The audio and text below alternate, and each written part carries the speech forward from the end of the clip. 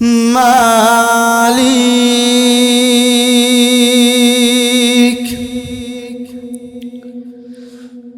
মালিক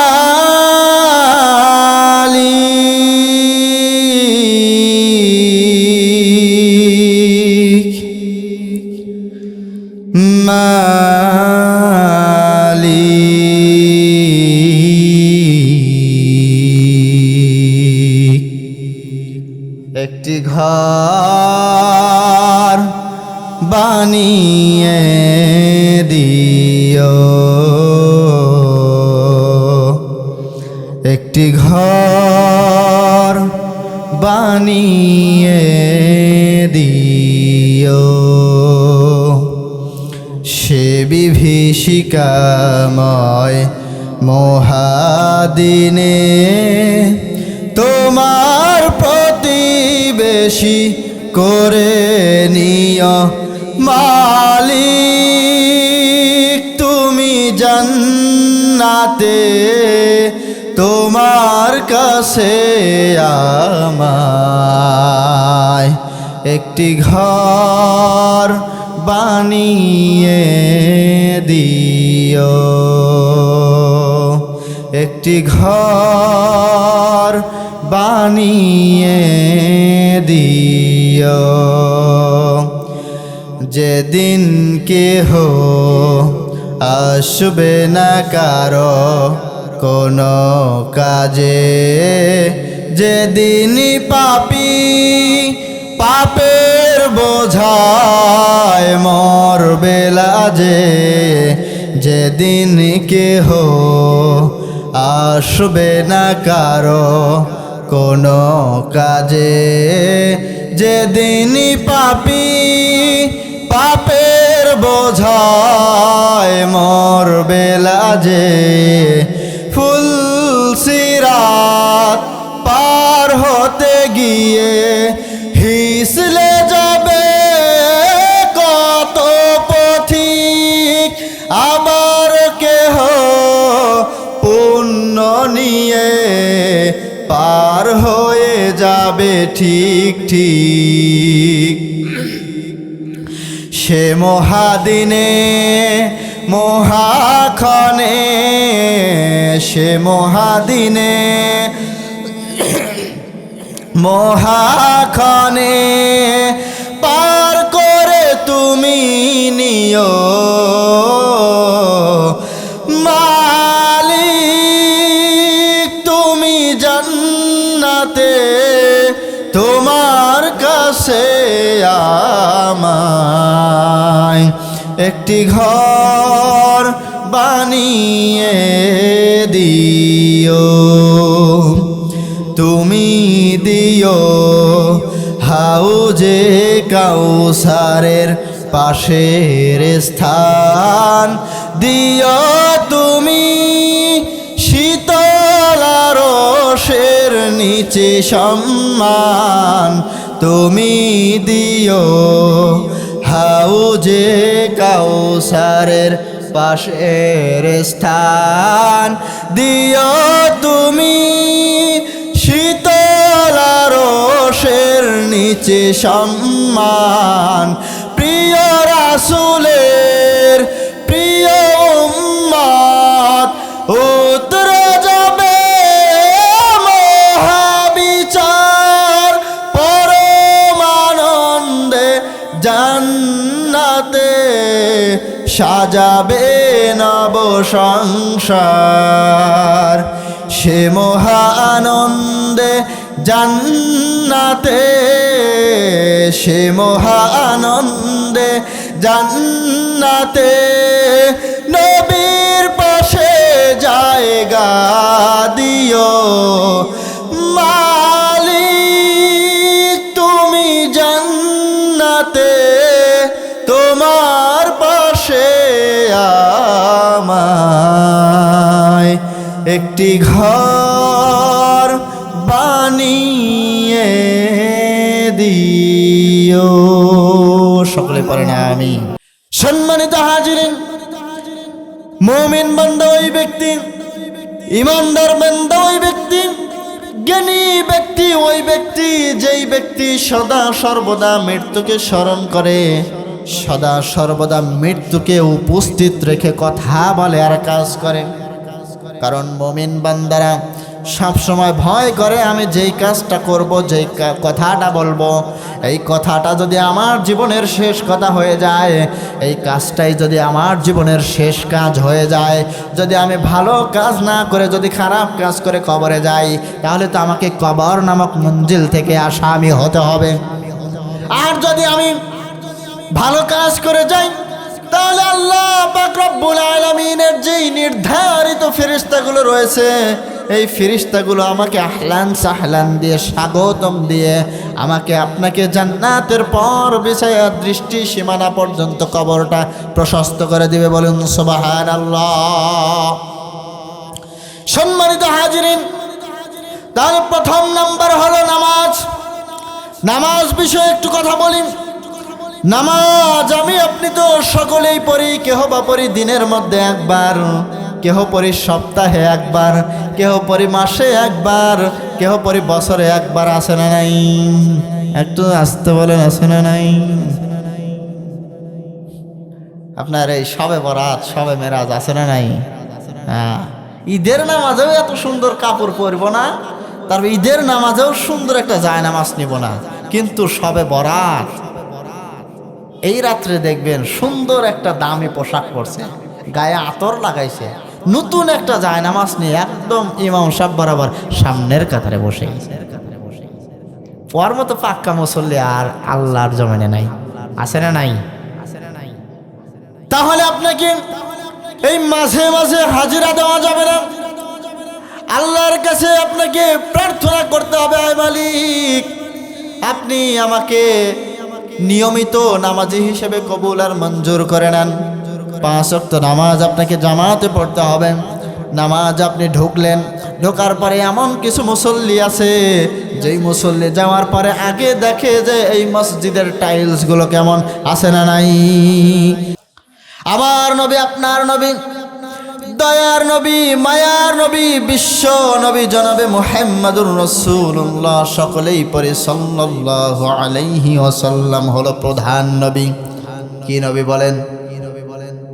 তিনি হলেন প্রধান নবী, তিনি হলো সর্বশ্রেষ্ঠ নবী, তিনি হলো সর্বশ্রেষ্ঠ মহামানব। তিনি আসছেন হলো দুনিয়ার জমিনে সব নবীদের শেষে, তারপরে আর কোনো নবী নাই। কিন্তু বিশ্ব নবী দুনিয়াতে আসার পূর্বে যতগুলো নবী রাসূল এসেছিলেন, প্রত্যেকটা নবীকে নির্দিষ্ট করে এক একটি গোত্র, এক একটি জাতির জন্য আল্লাহ তাআলা প্রেরণ করেছিলেন। আর আমার নবী, দয়ার নবী, মায়ার নবী, বিশ্ব নবী জনাবে মুহাম্মাদুর রাসূলুল্লাহ সাল্লাল্লাহু আলাইহি ওয়াসাল্লামকে সারা জগতের জন্য রহমত করে যিনি পাঠাইলেন তিনি কে? ওয়ামা আরসালনাকা ইল্লা রাহমাতাল লিল আলামিন।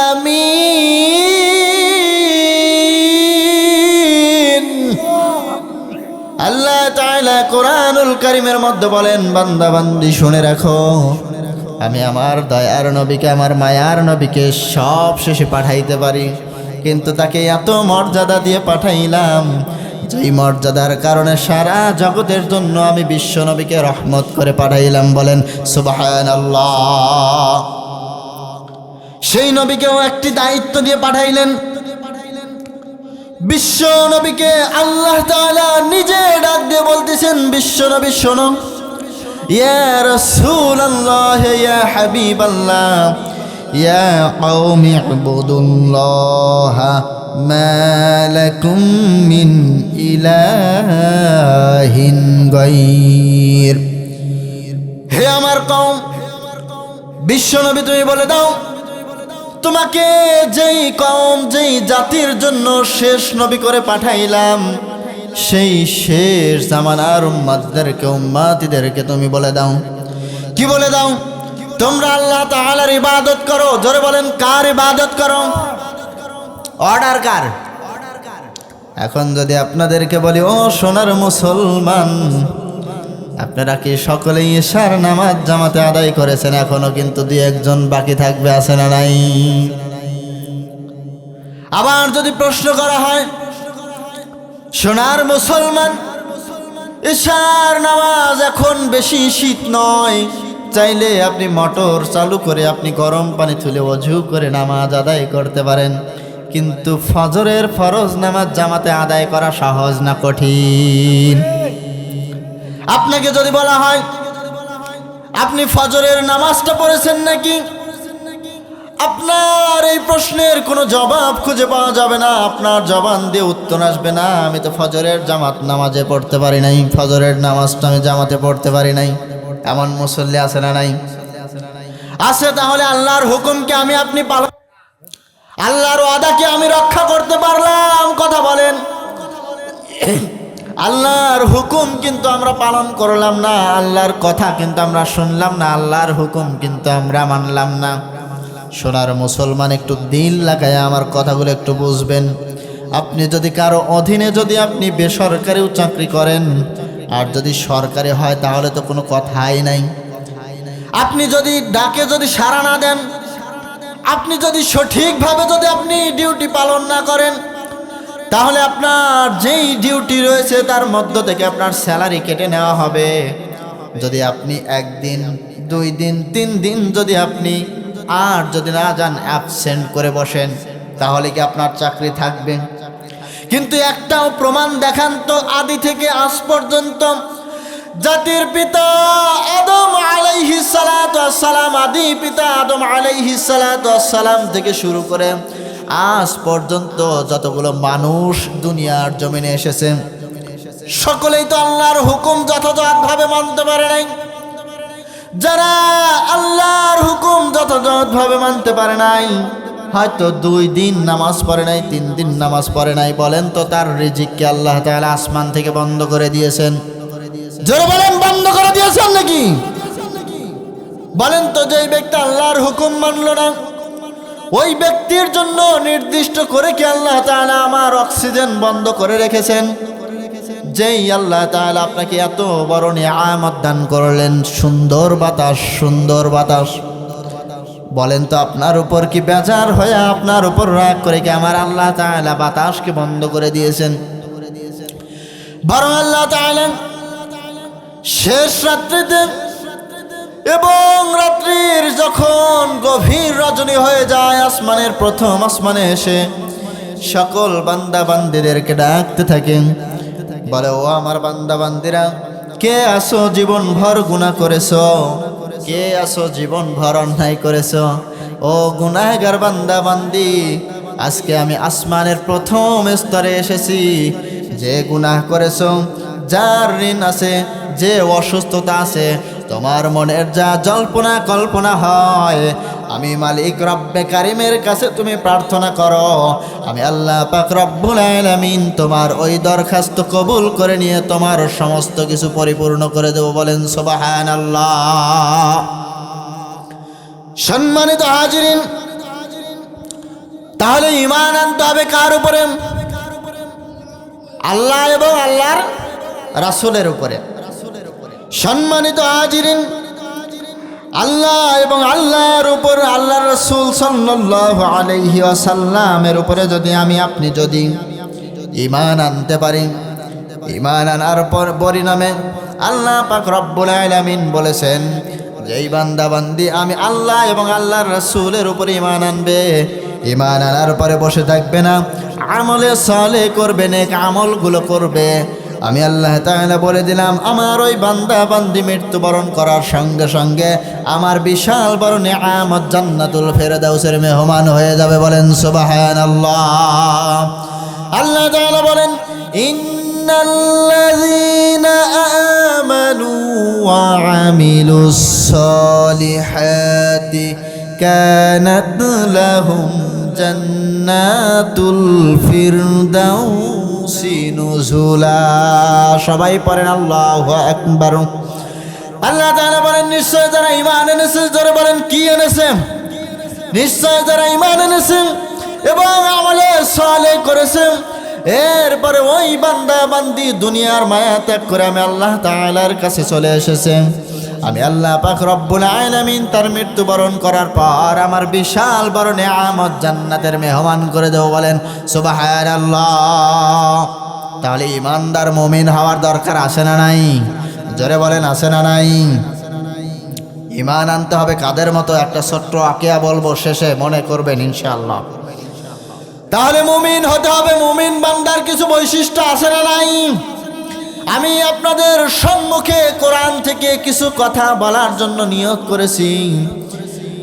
মুমিন বান্দার কিছু বৈশিষ্ট্য আছে।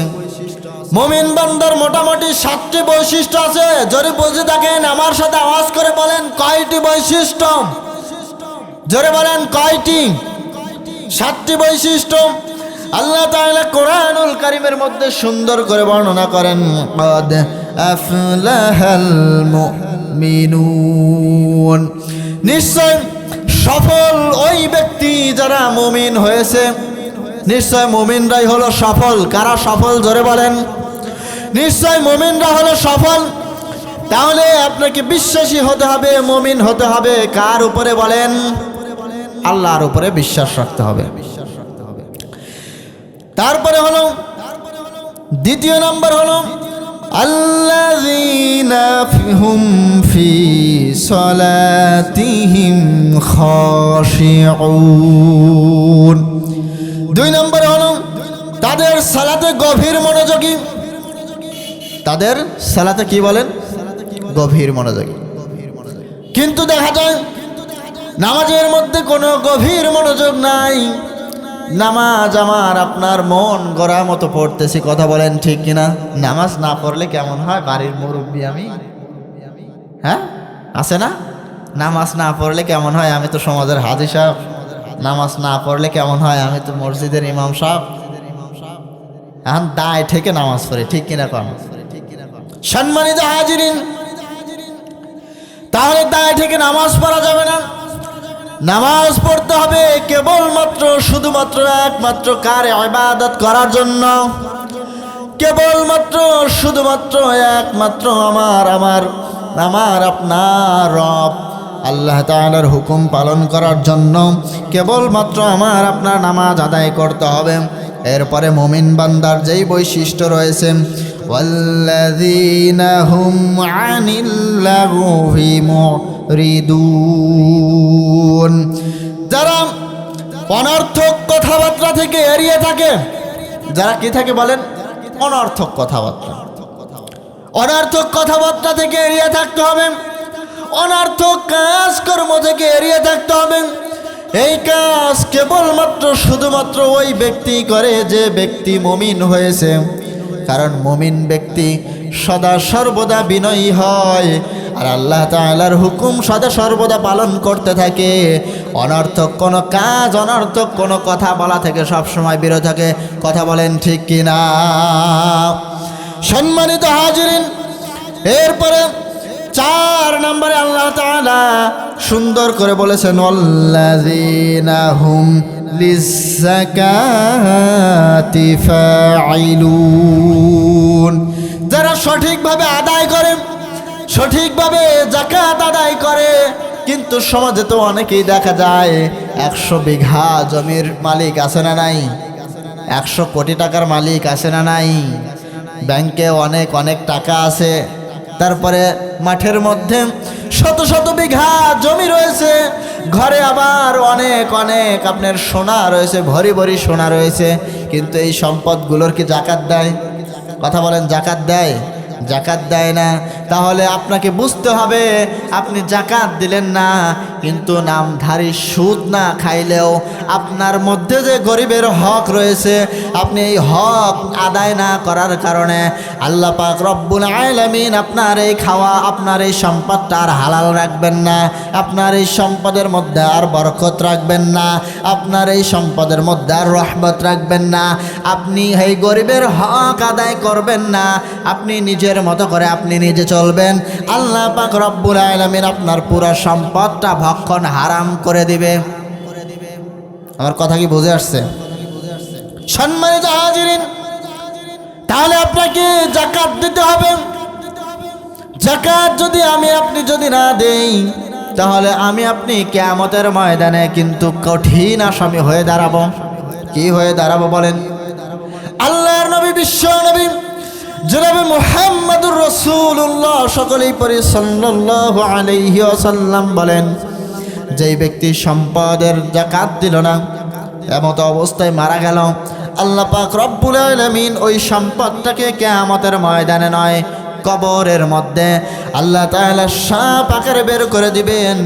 এই সাপগুলো ওই ব্যক্তিকে সম্পদ হয়ে হয়ে ঘাড় দিয়ে, মাথা দিয়ে, বুক দিয়ে, ঘাড় দিয়ে শুধু কামড়াইতে থাকবে। কি করতে থাকবে বলেন? কামড়াইতে থাকবেন। তাহলে আপনি এবার বুঝে নেন, আল্লাহ তাআলা যে আপনার মধ্যে কিছু গরিব দুঃখীদের হক রেখে দিয়েছেন, সেই হকটা আপনি আদায় করলেন না, কিন্তু আপনি দুনিয়াতেও পার পেয়ে গেলে কবর থেকে কি আল্লাহ তাআলা আপনাকে পার করে দিবেন? জোরে বলেন, পার করে দিবেন? পার করে দিবেন না, বরং আল্লাহ তাআলা আপনাকে আমাকে কিন্তু কঠিন আসামির কাঠ গড়ায় দাঁড় করাইবেন। আপনি আমি যখন কবরে চলে যাব, মৃত্যুবরণ করব, তখন কিন্তু আমার আপনার সব বিষয়ে কিন্তু হিসাব হবে। হবে কি হবে না? সম্মানিত হাজিরিন, এই জন্য আপনাকে ইমানদার হিসেবে, মুমিন বান্দা হিসেবে আপনাকে সঠিকভাবে আল্লাহ তাআলার হুকুমগুলো আদায় করতে হবে। আল্লাহ তাআলার হুকুম আপনাকে নামাজ আদায় করতে হবে। আল্লাহ তাআলার হুকুম আপনাকে অনর্থক কথা, অনর্থক কাজ থেকে বিরত থাকতে হবে। আল্লাহর হুকুম আপনাকে যাকাত দিতে হবে। আল্লাহর নবী, বিশ্ব নবী জনাবে মুহাম্মদুর রাসূলুল্লাহ পরে সাল্লাল্লাহু আলাইহি ওয়াসাল্লাম একদিন মসজিদে নববীতে বসে আছেন। জোরে বলেন, কোথায় বসে আছেন? মসজিদে নববীতে বসে আছেন। এমন সময় এক সাহাবী, জনৈক সাহাবী এসে আরজ করলেন, ইয়া রাসূলুল্লাহ, ইয়া হাবিবাল্লাহ, আপনার তো একটা সুন্নাত আছে, হলো সকাল সন্ধ্যায় আপনি কোরআন এবং হাদিসের দরস দেন, ওয়াজ করেন, আমাদেরকে আমল শিখায় দেন, কিন্তু ইয়া রাসূলুল্লাহ, ইয়া হাবিবাল্লাহ, আজকে খুব অল্প আমল আমাকে শিখায় দেন। যেই অল্প আমল জানার কারণে, আমল করার কারণে আমি গুনাহগার জান্নাতে যেতে পারি। জোরে বলেন সুবহানাল্লাহ। দয়ার নবী, মায়ার নবী এই কথা শোনার সঙ্গে সঙ্গে বললেন, সাহাবীরে কি আমল করো আমাকে শোনাও। সাহাবী ডাক দিয়ে বললেন, ইয়া রাসূলুল্লাহ, ইয়া হাবিবাল্লাহ, আরাআইতা ইযা সাল্লাইতুল মাকতুবাত, আমি যদি দিনের মধ্যে 5 ওয়াক্ত নামাজ আদায় করি, ওয়া সুমতু রমাদান, আর যদি আমি রমজান মাসের ফরজ যেই বিধান রয়েছে আমি যদি রোজাগুলো পালন করি, ওয়া আহলালতুল হালালা ওয়া হারামতুল হারামা ওয়া লাম আজিদ আলা যালিকা শাইআন, আমি যদি হালালকে হালাল জেনে হালাল জীবনকে গ্রহণ করি, আর হারামকে হারাম জেনে হারাম জীবনকে বর্জন করে ফেলি, ইয়াদখুলুল জান্নাতা ইয়া রাসূলুল্লাহ, ইয়া হাবিবাল্লাহ, তাহলে আমি গুনাহগার কি জান্নাতে যেতে পারবো না?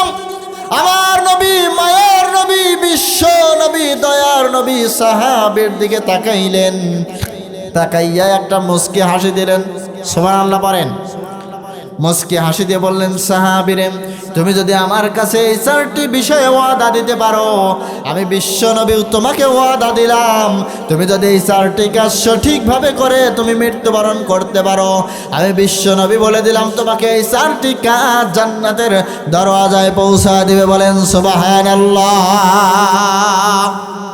কয়টি কাজ বলেন তো? 4টি। প্রথম নম্বরে কোন কাজ? একটু আওয়াজ করে বলেন। প্রথম নম্বরে কোন কাজ? নামাজ। দ্বিতীয় নম্বরে রোজা। সামনে রোজা আছে না নাই? হ্যাঁ, আর মাত্র প্রায় 1-1.5 মাসের মতো আছে, তারপরেই রমজান শুরু হয়ে যাবে। তারপরে 3 নম্বরে হলো হালালকে হালাল জেনে হালাল জীবন গ্রহণ করতে হবে, হারামকে হারাম জেনে হারাম জীবনকে বর্জন করতে হবে, কারণ আপনি জানেন না কখন আপনার মৃত্যু হয়ে যাবে। সম্মানিত হাজিরিন, মুমিন বান্দা ওই ব্যক্তি, ইমানদার বান্দা ওই ব্যক্তি, জ্ঞানী ব্যক্তি ওই ব্যক্তি, যেই ব্যক্তি সদা সর্বদা মৃত্যুকে স্মরণ করে, সদা সর্বদা মৃত্যুকে উপস্থিত রেখে কথা বলে আর কাজ করে। কারণ মুমিন বান্দারা সব সময় ভয় করে আমি যেই কাজটা করব, যেই কথাটা বলবো, এই কথাটা যদি আমার জীবনের শেষ কথা হয়ে যায়, এই কাজটাই যদি আমার জীবনের শেষ কাজ হয়ে যায়, যদি আমি ভালো কাজ না করে যদি খারাপ কাজ করে কবরে যাই, তাহলে তো আমাকে কবর নামক মঞ্জিল থেকে আসামি হতে হবে। আর যদি আমি ভালো কাজ করে যাই, তাহলে আল্লাহ পাক রব্বুল আলামিনের যেই নির্ধারিত ফেরেশতাগুলো রয়েছে, এই ফেরেশতাগুলো আমাকে আহলান সাহলান দিয়ে স্বাগতম দিয়ে আমাকে আপনাকে জান্নাতের পর বিছায়া দৃষ্টি সীমানা পর্যন্ত কবরটা প্রশস্ত করে দিবে। বলুন সুবহানাল্লাহ। সম্মানিত হাজিরিন, তার প্রথম নাম্বার হলো নামাজ। নামাজ বিষয়ে একটু কথা বলি। নামাজ আমি আপনি তো সকলেই পড়ি, কেহ বা পড়ি দিনের মধ্যে একবার, কেহ পড়ি সপ্তাহে একবার, কেহ পড়ি মাসে একবার, কেহ পড়ি বছরে একবার। আছে না নাই? একটু আসতে বলেন, আছে না নাই? আপনার এই সবে বরাত, সবে মেরাজ আছে না নাই? হ্যাঁ, ঈদের নামাজেও এত সুন্দর কাপড় পরব না, তারপর ঈদের নামাজেও সুন্দর একটা জায়নামাজ নিব না, কিন্তু সবে বরাত এই রাত্রে দেখবেন সুন্দর একটা দামি পোশাক পরছে, গায়ে আতর লাগাইছে, নতুন একটা জায়নামাজ নিয়ে একদম ইমাম সাহেব বরাবর সামনের কাতারে বসে গেছে। ওর মতো পাক্কা মুসল্লি আর আল্লাহর জমিনে নাই। আছে না নাই? তাহলে আপনাকে এই মাঝে মাঝে হাজিরা দেওয়া যাবে না। আল্লাহর কাছে আপনাকে প্রার্থনা করতে হবে, আয় মালিক আপনি আমাকে নিয়মিত নামাজি হিসেবে কবুল আর মঞ্জুর করে নেন। 5 ওয়াক্ত নামাজ আপনাকে জামাতে পড়তে হবে।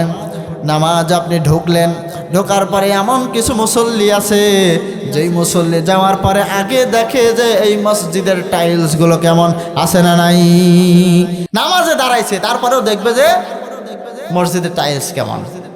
আবার এমনও মুসল্লি আছে নামাজে দাঁড়াইছে, নামাজে হাত বাঁধছে, কিরাত পড়তেছে, তারপরেও তাকায় থাকে যে ফ্যানটা আসলে কোন গ্রুপের। আছে না নাই? জোরে বলেন, আছে না নাই?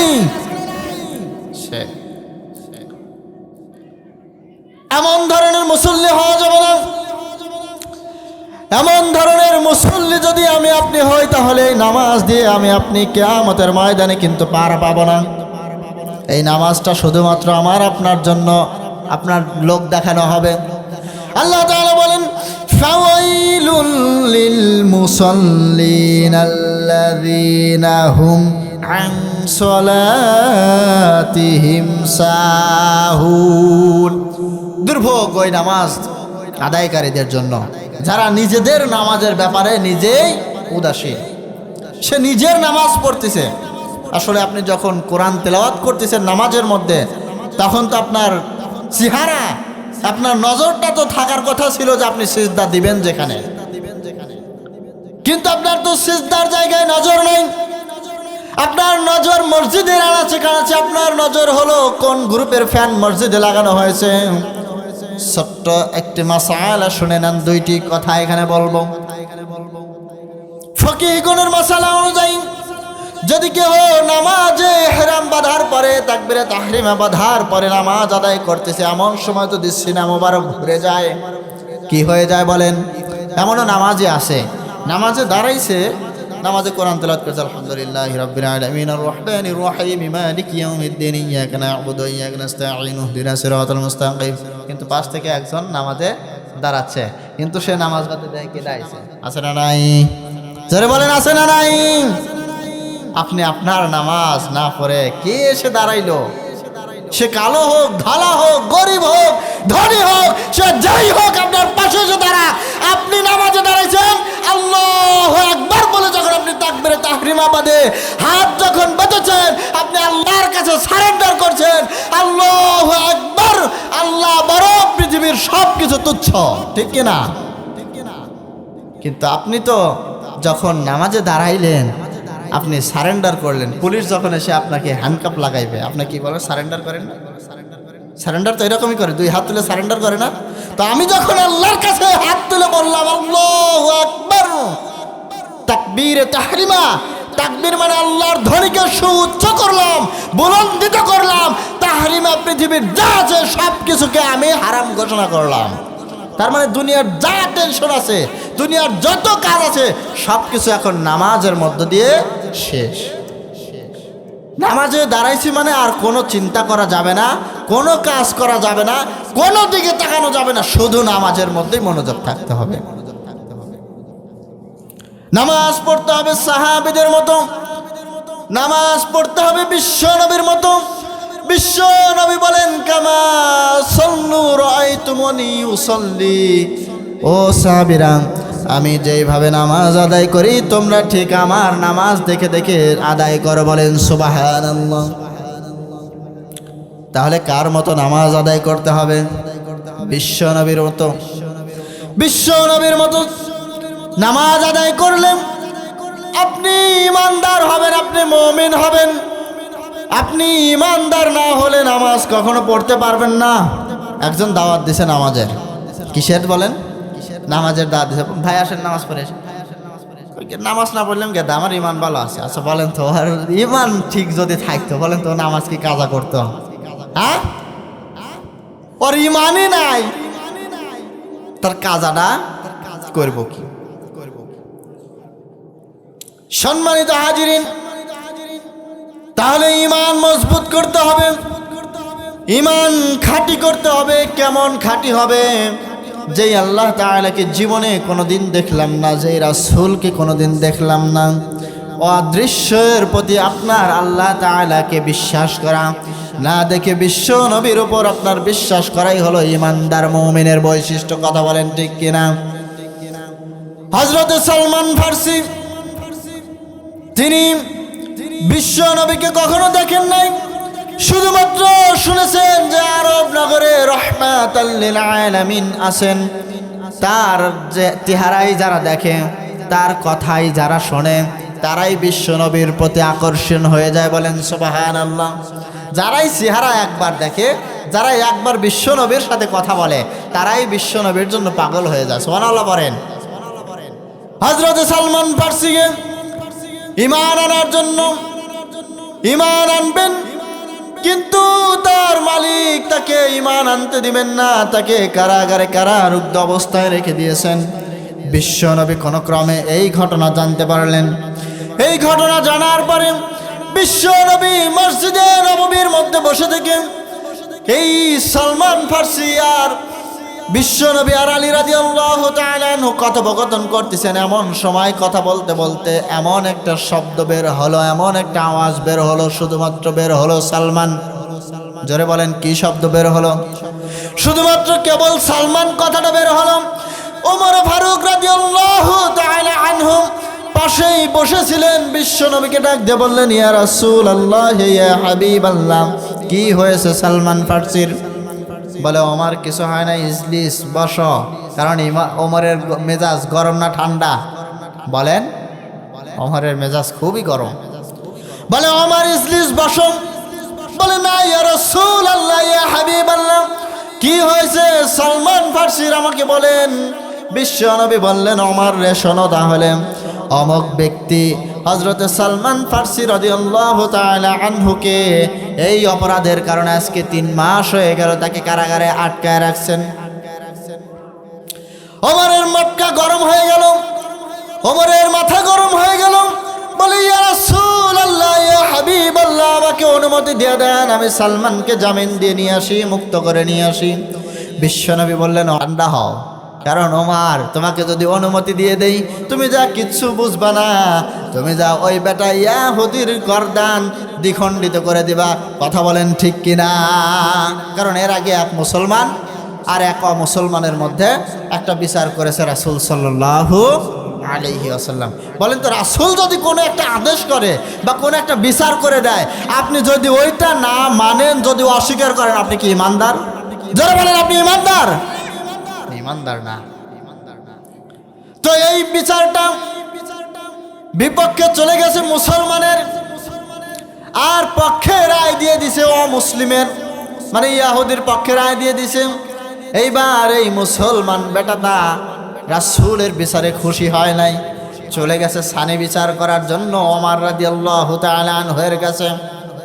এইবার যাওয়ার পরে ডাক দিয়ে বলেন, ওমর রে, আমি আজকে আসছি তোমার কাছে একটা ছোট্ট বিচার চাওয়ার জন্য, ছোট্ট বিচার পাওয়ার জন্য, সানি বিচার পাওয়ার জন্য। বলে কি বিচার? বলে বিশ্ব নবী আজকে একটা বিচার করে দিয়েছেন, রায় দিয়ে দিয়েছেন ইহুদির পক্ষে। রায় দিয়ে দিয়েছেন কার পক্ষে বলেন? রায় দিয়ে দিয়েছেন ইহুদির পক্ষে। এইবার ওমর ডাক দিয়ে বলেন, তাহলে তুমি দাঁড়াও, তোমার বিচার আমি করে দিচ্ছি। ওমর রাদিয়াল্লাহু তাআলা আনহু ঘরের মধ্যে গেলেন। ঘরের মধ্যে যাওয়ার পরে বিশাল বড় একটা তরবারি নিয়ে আসলেন, নাঙ্গা তরবারি, খোলো তরবারি নিয়ে আসলেন। নিয়ে আসার পরে বলে, তোমার বিশ্ব নবীর বিচার পছন্দ হয় নাই? বলে না, আমার বিশ্ব নবীর বিচার পছন্দ হয় নাই। বলে তাহলে দাঁড়াও, বিশ্ব নবীর বিচার যেহেতু পছন্দ হয় নাই, আমি ওমর সাহলে সেই বিচার করতে ঠিকই জানি। ওমর রাদিয়াল্লাহু তাআলা আনহু পিছন থেকে বিশাল বড় তরবারি বের করলেন, নাঙ্গা তরবারি বের করে বেটার বডিতে এমনভাবে আপনার কোপ দিলেন, গলা গর্দানে এমনভাবে কোপ দিলেন, বেটার বডি থেকে গর্দান আলাদা হয়ে জমিনের মধ্যে পড়ে গেল। জোরে বলেন আল্লাহু আকবার। এইবার ওমর ডাকতে বললেন, যেই ব্যক্তি বিশ্ব নবীর বিচার মানতে পারে না, সেই ব্যক্তি আমি ওমরের বিচার মানবে কি করে? এর তো কোনো গ্যারান্টি নাই।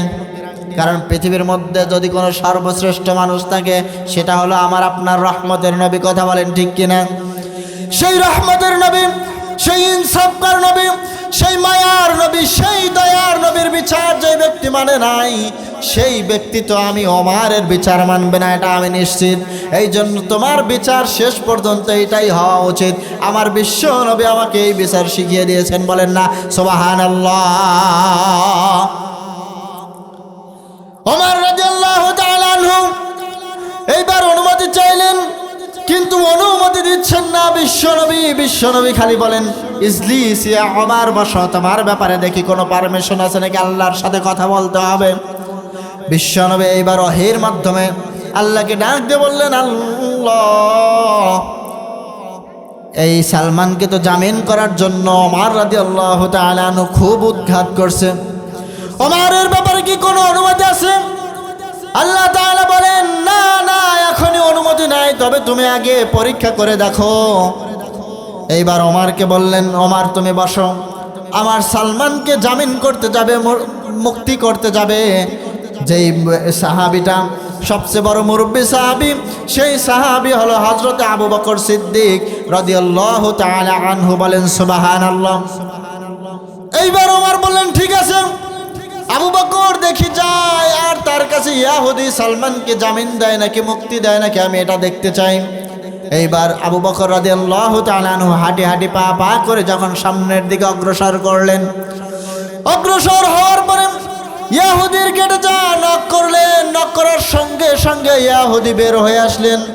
বের হওয়ার পরে ইহুদিকে ডাক দিয়ে বললেন, আমাকে বিশ্ব নবী পাঠিয়েছেন, সালমানকে জামিন দিয়ে দাও, মুক্তি দিয়ে দাও। ইহুদি বললেন, না না, তোমার কাছে আমি জামিন দিতে পারবো না, মুক্তি দিতে পারবো না, তবে তোমার মতো যদি আরো দু একটি সাহাবী থেকে থাকে তাহলে তাদেরকে পাঠিয়ে দাও, আমি জামিন দিতে পারি, মুক্তি দিতে পারি। বলেন আল্লাহু আকবার। এইবার আবু বকর খালি হাতে ফেরত আসলেন, কিন্তু দূর থেকে ওমর ফারুক রাদিয়াল্লাহু তাআলা আনহু এটা দেখতে পেলেন যে আবু বকর তো খালি হাতে আসতেছেন। আবার বিশ্বনবীর দরবারে উপস্থিত, ইয়া রাসূলুল্লাহ, ইয়া হাবিবাল্লাহ, আমি আগেই বলেছিলাম আমি ওমর ব্যতীত এই সালমানকে কেউ জামিন করতে পারবে না, মুক্তি করতে পারবে না। ইয়া রাসূলুল্লাহ, ইয়া হাবিবাল্লাহ, আমাকে এইবার অনুমতি দিয়ে দেন, আমি সালমানকে জামিন দিয়ে নিয়ে আসি, মুক্তি করে নিয়ে আসি। এইবার বিশ্বনবী বললেন, না না ওমর, তোমার ব্যাপারে কোনো অনুমতি নাই, তুমি একটু বসো, ইজলিস। এইবার হযরত উসমান রাদিয়াল্লাহু তাআলা আনহুকে পাঠাইলেন আর বললেন, যাও, আমার কথা যাই, ইহুদিকে বলো জামিন দিয়েও দিতে পারে। এবার ওসমান হাঁটি হাঁটি পা পা করে সম্মুখে গেলেন। ইহুদির গেটে যা যখন নক করলেন, ইহুদি বের হয়ে আসলেন। বের হয়ে আসার পরে বললেন, তোমার কাছে আমি জামিন দিতে পারবো না, আমি মুক্তি দিতে পারবো না, তবে তোমার মতো যদি কোনো আরো দু একটি সাহাবী থাকে তাহলে তাদেরকে পাঠিয়ে দাও, আমি জামিন দেব, মুক্তি দিব। এইবার খালি হাতে হযরত ওসমান রাদিয়াল্লাহু তাআলা আনহু যখন ফেরত চলে আসলেন, ওমর রাদিয়াল্লাহু তাআলা আনহু আবার দূর থেকে দেখলেন ওসমান তো খালি হাতে আসলো। বিশ্ব নবীর দরবারে আবার আরজ করলেন, ইয়া রাসূলুল্লাহ, ইয়া হাবিবাল্লাহ, আমি আগেই বলেছিলাম আমি ওমর ব্যতীত এই সালমানকে কেউ জামিন করতে পারবে না, মুক্ত করতে পারবে না। অতএব আমাকে অনুমতি দিয়ে দেন, আমি এইবার সালমানকে জামিন দিয়ে নিয়ে আসি, মুক্ত করে নিয়ে আসি। বললেন, ইজলিস ইয়া ওমর, তুমি বসে যাও, দেখি তো কি হয়। এইবার বিশ্ব নবী জনাবে মুহাম্মদুর রাসূলুল্লাহ সাল্লাল্লাহু আলাইহি ওয়াসাল্লাম এইবার আলী রাদিয়াল্লাহু তাআলা আনহুকে প্রতিনিধি করে পাঠাইলেন, কিন্তু আলী রাদিয়াল্লাহু তাআলা আনহু শেষ পর্যন্ত ব্যর্থ হলেন। এইবার বিশ্ব নবী আল্লাহ তাআলার কাছে বললেন, আল্লাহ, তিনজন সাহাবীকে পাঠাইলাম, তিনজনকেই তো খালি হাতে ফেরত দিয়েছে, তাহলে কি আমার সালমান আমার কাছে আসতে পারবে না? তার সাথে বিশ্ব নবী স্বয়ং নিজেই কথোপকথন শুরু করে দিলেন। বলেন আল্লাহু আকবার। আল্লাহ তাআলার কাছে বললেন, আল্লাহ, এই ওমরের মেজাজ তো চরম গরম, তাহলে কি এই ওমরকে পাঠানো যাবে? বলে, ইয়া রাসূলুল্লাহ, ইয়া হাবিবাল্লাহ, ওমরকে পাঠানো যাবে, তবে একটা শর্ত। জোরে বলেন, কয়টা শর্ত? একটা শর্ত, ওমর থাকবে পিছনে পিছনে, আর